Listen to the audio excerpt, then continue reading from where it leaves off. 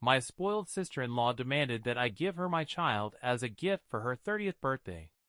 I pretended to agree, but then, in a live social media broadcast, I exposed her foolishness and immaturity. I don't know if anyone has ever faced a problem like this or even heard of something so absurd. Writing about it feels strange.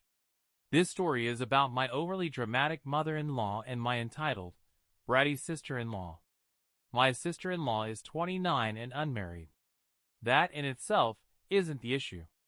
The problem is that she acts like everyone owes her something and can't handle being told. No. I'm 37, married for 12 years to my 40-year-old husband, and we have 2 kids, a 9-year-old boy and a 5-year-old girl. While we're happy in our marriage, my real headache comes from my excessively theatrical mother-in-law and her ridiculously spoiled daughter. Before I dive into the details of my situation, let me paint a picture of my mother-in-law and sister-in-law. They're total social butterflies. Think of those rich characters from soap operas who spend their days at beauty salons and massage parlors and their nights at bars, gossiping with other shallow women. They live in their own delusional little world. Neither of them works. All they do is shop and gossip. My father-in-law is the breadwinner, and these two just burn through his money. He's barely involved in family life. Or rather, he's more like an ATM. There are rumors that he has a mistress, and my mother-in-law knows about it. It seems they have some sort of arrangement. He meets all their demands without complaint, and in return, he gets his side piece. I don't know how true that is, but judging by his role in the family, it seems plausible. Otherwise, no sane man could put up with my mother-in-law's nonsense and her daughter's antics. Last week, my mother-in-law called and invited me to lunch on Wednesday afternoon. I wanted to flat out say no, but since she'd been asking to see me for a while, I suggested an alternative time. I said we could meet for dinner instead, but apparently, their evenings are booked, hanging out with friends at some gaming lounge. So, we settled on Saturday afternoon. I showed up in my usual outfit, while she arrived in a sparkly black dress. Quite the choice for a daytime lunch. She walked up and immediately started criticizing my taste in clothes. After some small talk, she asked what we were planning to get my sister-in-law for her 30th birthday. I was confused. Her 29th birthday was just a couple of months ago. I pointed out that her next birthday was about 10 months away. She laughed and said, "Exactly. That's why we need to plan ahead. Remember what happened last time? She had a meltdown because of the gift you gave her, and it ruined her birthday." I rolled my eyes. "Oh, sure, we ruined her birthday because we gave her a regular $250 dress instead of some designer piece with a matching sapphire necklace." Then she went on saying, "To avoid upsetting her again, I've come up with the perfect gift you should give her for her birthday." And what was it? A child. Yes, she wanted me to have a baby and give it to my spoiled sister-in-law. I was floored. Who in their right mind could even think of asking for a child as a gift? I couldn't believe my ears and asked several times if I'd heard her correctly. She said, "Yes, I want you to have a baby and give it to Stacy for her 30th birthday." I was furious. "Why on earth would you think I'd do that?" she yelled. "To make up for your mediocre gift last time. You ruined her birthday, so you owe her." I stood up and said, "I don't owe anyone anything. I'm not a broodmare to pop out a kid on demand, let alone hand it over to her." I stormed out of the restaurant. On my way home, I picked up my son from his friend's house.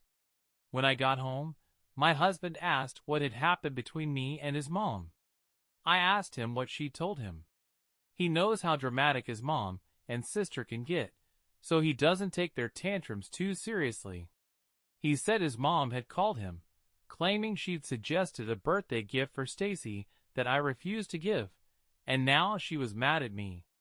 I said, "Yeah, she wanted your kid to be the gift for your sister. Is that what you want?" For a second, He thought I was joking and making it all up. He was laughing so hard he nearly fell over, but when I told him the whole story, he was horrified and said, "What the hell is she smoking?" I made it clear I wasn't going along with her insane demands. He calmed me down and said, "We're not planning more kids, and we're definitely not giving any of ours to Stacy." The next day, Sunday, we were both home, lounging on the couch and enjoying the weekend, when my mother-in-law showed up at our doorstep. I said I was tired and wanted to rest, heading toward my room, but she stopped me and said she'd come to apologize for yesterday and asked me to hear her out. I felt relieved, thinking she'd finally come to her senses. She apologized, but only for not giving me enough context for her request. Then she said, "You know, Stacy's turning 30 next year, and she's been single for so long it's driving her crazy. She needs a distraction, and a child would be a great way to make her happy. First of all, a child is a full-fledged human being, not some cotton candy to entertain spoiled brats. If my entitled sister-in-law needs entertainment or a purpose in life, why doesn't she just get a job? By the way, she still lives with my in-laws because she doesn't work. She doesn't even do chores around the house. She's afraid she'll ruin her nails. If you talk to her, it's immediately clear her brain hasn't developed since she was 14. The walls in her room are still pink, and she has an endless collection of pink dresses. She knows nothing about the world around her. She doesn't even know who the president is.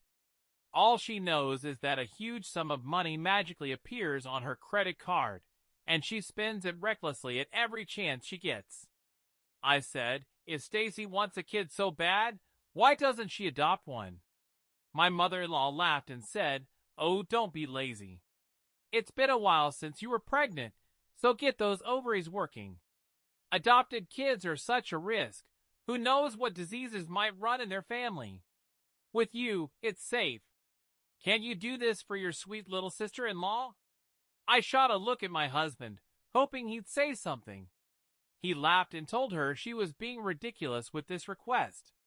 He said I already have enough on my plate with motherhood and work, and I can't just pop out another kid. He also pointed out how weird it would be if her brother became the father of her child. Without missing a beat, my mother-in-law replied, "Why not? My friend Maria's daughter-in-law was a surrogate for Maria's daughter. So what's the problem if your wife does the same for Stacy?" I shot back, "Hold on a second. That was surrogacy. Maria's daughter-in-law carried a baby for Maria's daughter because she physically couldn't conceive or carry her own child. It was a medical issue. This is different. If Stacy had fertility problems, we might consider carrying a baby for her or even helping her have one. But that's not the case here. You're asking us to produce a kid like we're some baby-making machine." My husband chimed in, suggesting Stacy should find a man, start her own family, and stop complicating this situation. My mother-in-law burst into tears and said, "My poor girl has tried so many times to find a partner, but you know how awful men are these days." Then she pointed at me and said, "You're a lucky woman to have my son, but not everyone gets as lucky as you. Stacy can't just settle for anyone, you know. She has high standards. Men need to treat her the way we do." I replied, "Oh sure. The last guy Stacy dumped didn't meet her standards because he wouldn't buy her an outrageously expensive Gucci bag." My mother-in-law tried to defend her spoiled princess, but I stood up and said, "This conversation is making me sick. I need a break. Once again, we're not having a kid to gift to Stacy for her birthday." A little while later, my husband came into the bedroom, hugged me, and tried to cheer me up. I asked, "What did you say to your mom?" He said he'd made it clear we're not having more kids and that they need to stop bothering us. He also said his mom stormed out of the house in a huff. Can you imagine how absurd this whole situation is? Update 1. Hey everyone, thanks for all the activity in the comments. Some of them were downright hilarious. You're right, My sister-in-law is unhinged, and both she and my mother-in-law need to see a shrink ASAP. Maybe they've squashed their brains under a few pounds of makeup, lol. If they were normal people, they'd have backed off after our last talk. But we're dealing with two lunatics here. Up until now, it was just my mother-in-law driving me crazy, but now my sister-in-law has jumped into the fray. Let me tell you, dealing with her is 100 times worse because she has zero logic. As I mentioned in my last post, my mother-in-law ruined my Sunday with her baby gifting idea. A week later, the next Sunday, bam, she showed up again, this time with her precious doll, Stacy. It's like they've sworn to ruin my weekends.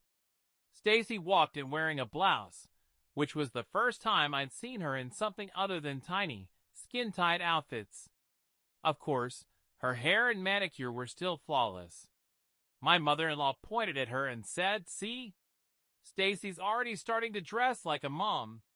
That's why she's changed her style. Do they really think swapping wardrobes turns you into a mother? Change your clothes, and poof, you're ready to be a mom?" Stacy smirked and said, "If I do something, I go all in." Then she threw herself at her big brother for a hug, acting like she hadn't seen him in ages. Remember how I said she acts like a flirty 14-year-old? She squealed, loud enough for everyone to hear even if they were miles away. "When are you going to give us the good news?" My husband played dumb and asked, "What good news are you talking about?" She grinned and said, "I know you're planning to surprise me with a baby for my 30th birthday, but Mom ruined it. Now I know your plan. I'm so excited to be a mommy to a cute little girl. I've already started shopping for her." My husband cut her off mid-sentence, thank goodness, because I was about to smack her upside the head. He said, "That's not true. We're not having more kids, let alone giving one away as a gift." She stood there for a long time, convinced he was just trying to throw her off to keep the surprise intact. How can someone be so detached from reality? When Stacy finally realized she wasn't getting a baby as a gift, she screamed at me, "Why not? You've always been cruel to me, and here's your chance to make it up. Go ahead. Go make me a cute little baby." I said, "Stacy, we're not a baby store where you order a cute little girl and pick her up. Do you even understand how babies are made?" She calmed down and said, "You know, I've always wanted a girl. I have so much love to pour into my child, and you're all depriving me of that. This baby would be the happiest with a mom like me. I'd raise her to be a confident, successful woman. I promise you'd be proud of her and wouldn't regret it." See, this is why I say you can't talk to her. It's pure insanity. First of all, how can she think she's sane enough to raise a child? She doesn't even realize I can't choose the gender of my baby. It's not like picking out a lipstick shade. Second, this witch has never held a baby in her life. When my kids were infants, she'd shoo them away, scared they'd spit up and ruin her hair or clothes. Even now, she won't let my daughter near her because she's afraid she'll mess up her nails or hairstyle. Can you imagine this woman changing a diaper or putting a kid to bed in the middle of the night? On top of that, I'm not about to endure 9 miserable months of pregnancy and the agony of childbirth just to hand my baby over to this spoiled princess and watch her turn into a mini version of this. Stacy kept babbling, trying to prove she'd be an amazing mom, but I tuned out, lost in my thoughts. Suddenly, I stood up and said, "Listen, Stacy, I know you'll hate me for this, though you've always hated me, so it doesn't matter. I'm not having a baby for you. Got it? Or do I need to write it down since you and your mom seem to have lost your hearing and your minds?" My husband gestured for me to calm down, but I was already losing it over their madness. I told them I was done discussing this, and if they kept pushing, I wouldn't let them in my house anymore. I stormed to my room and slammed the door. I don't know, maybe I overreacted, but look at them. I'm at a loss for words to describe their toxicity. My husband hinted that I might have gone too far, but I was so mad at everyone that he didn't dare say more. He just said his mom and sister called him a pushover and left. I don't care what they say, he needs to stop trying to please everyone. That Sunday, I was braced for another showdown, but it was quiet, and I wanted it to stay that way. I hoped this nonsense was finally over. Update 2. Oh no, how could I be so naive to think it'd end peacefully? After my outburst, the next 2 weeks were calm and quiet. I felt so relaxed. My mother-in-law didn't show up at our door. But oh my God, there was a storm brewing online, and I had no idea. Stacy was out there trashing me, claiming I was robbing her of her chance to be a mother. She calls herself a beauty expert and posts makeup videos. She's got a decent following. I'm not big on social media because, well, I have a real life, 2 kids, a real job. Anyway, Stacy claimed her brother was on board with having a baby for her, but I was the villain who stopped it. She said she's always wanted to be a mom, but being single hasn't had luck with adoption. What a lie. She's never even tried to adopt, and if she did, I'm sure she'd fail the screening. She spewed all kinds of nonsense to smear me, even saying I was denying her a child because she's unmarried, and that I have conservative, backward views. I wanted to reply, no, I'm denying you a kid because you're an idiot. I didn't know about her hate campaign until my husband's aunt called and asked, why are you doing this to Stacy? That's when I found out. It was pretty funny how her clueless friends and followers turned me into the bad guy. Even if there were any truth to her claims, I still have the right to say no. It's my body, my choice.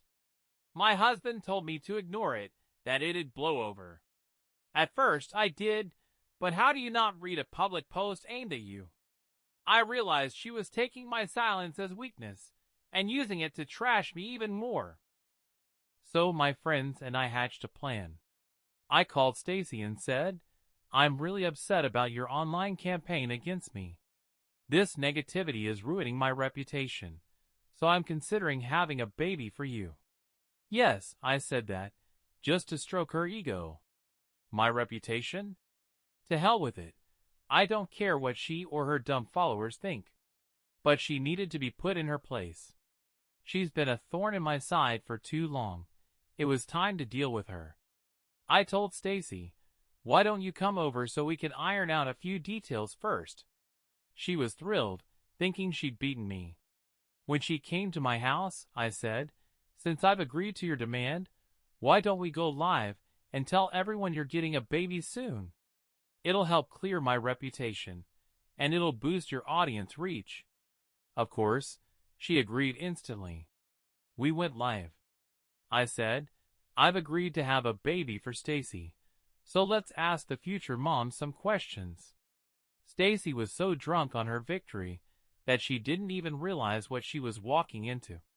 I asked, so Stacy, what are your plans for the baby? She giggled and started rambling. I'm so excited to be a mommy to a little girl. I've already started shopping for her. I'll make sure she looks like a star from day one. I'd never let her go without makeup. She'll always look perfect and presentable. I didn't point out that no one's guaranteed her a girl. I let the audience explain that. Her response already offended a ton of people. There were heaps of negative comments and trolls under the video, but Stacy was too busy basking in her glory to notice. I said, how sweet, Stacy. But what about when the baby's fussy and crying? How will you handle that? She replied, girls in our family don't cry, right? I mean, I've never seen your daughter cry. She's always so neatly dressed and calm. Not wanting to hit her too hard, I said, that's because you've only seen her for short visits. All kids cry. Behind a clean, tidy child are hours of a mom battling tantrums. She said, then you'll take care of her when she cries, and then give her to me. I'll dress her in a cute ruffled dress, pick out a matching necklace and tiara, and do her makeup. I couldn't stop laughing and said, Stacy, kids cry day and night. Are you saying you'll drop her off with me when she cries and pick her up when she's calm? She shrieked, yes, exactly. Why not? I couldn't hold it in anymore and let out a wicked chuckle. She said, you're trying to scare me, huh? How hard can it be? You managed, so I can too. I'm way better than you. Look at all my followers, and my fashion sense is so much better than yours. In the middle of her rant, she ended the live stream, mad at me for setting her up, but she didn't realize how much damage she'd done to herself. She said, we're set on the baby, and I smiled, keeping my expression neutral. She left. My friend recorded the whole live stream. I wrote a long post detailing how Stacy and her mom have been pressuring me to have a baby and give it to her as a birthday gift. I listed every red flag showing why Stacy can't be trusted with a child. Her answers were enough to prove what a dimwit she is. I included all the other details about Stacy that didn't come up in her responses, tagged her in the post, and published it at midnight after the princess went to bed. She'd wake up late the next day, and by the time she removed the tag, the post would have reached thousands. As expected, my post went viral. Thanks to Stacy's followers tagging her, it spread even further. People trolled her, asking how someone with such a low IQ could exist on this planet. One comment read, forget motherhood. This woman shouldn't even be left alone on the street. After this online battle, my mother-in-law called me.